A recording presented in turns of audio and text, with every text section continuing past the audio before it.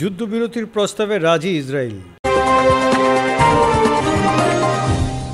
লেবাননের সশস্ত্র গোষ্ঠী হিজবুল্লাহর সঙ্গে যুক্তরাষ্ট্রের প্রস্তাবিত যুদ্ধবিরতি প্রস্তাবে নীতিগতভাবে সম্মতি জানিয়েছে ইসরায়েল। রোববার রাতে উচ্চ পর্যায়ের বৈঠকের পর ইসরায়েলি প্রধানমন্ত্রী বেনিয়ামিন নেতানিয়াহু এই সম্মতি দিয়েছেন বলে জানা গেছে। প্রতিবেদনে বলা হয়েছে, যদিও যুদ্ধবিরতির প্রস্তাবটি এখনও চূড়ান্ত অনুমোদন করা হয়নি, বেশ কয়েকটি বিষয় নিয়ে আরও আলোচনা করতে হবে। তবে তেল আবিব যুদ্ধবিরতির প্রস্তাবের মূল নীতিগুলোকে অনুমোদন করেছে। সোমবার ইসরায়েলি সংবাদ মাধ্যম ইয়ানেট বলেছে, ইসরায়েলের মনোভাব লেবাননকে জানানো হয়েছে। গত সপ্তাহে হিজবুল্লাহ প্রধান নাঈম কাসেম জানিয়েছেন, যুদ্ধবিরতির জন্য আমেরিকান প্রস্তাব তারা পর্যালোচনা করছে এবং সংসদের স্পিকার নাভিয়া বেরির মধ্যস্থতার মাধ্যমে তাদের প্রতিক্রিয়া জমা দিয়েছে।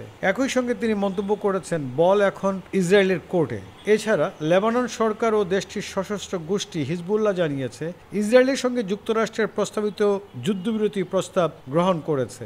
মার্কিন বিশেষ দূত আমোস হোচস্টেইন গত সপ্তাহে বৈরুতে জেরুজালেম ও লেবানন সফর করে সব পক্ষের সঙ্গে বৈঠক করেছেন। তিনি বলেছেন, সম্ভাব্য চুক্তিটি নিয়ে এগিয়ে যাওয়ার এটিই তাদের শেষ সুযোগ। সম্ভাব্য মার্কিন যুদ্ধবিরতি প্রস্তাব অনুযায়ী প্রাথমিকভাবে 60 দিনের যুদ্ধবিরতিতে যাবে ইসরায়েল ও হিজবুল্লাহ।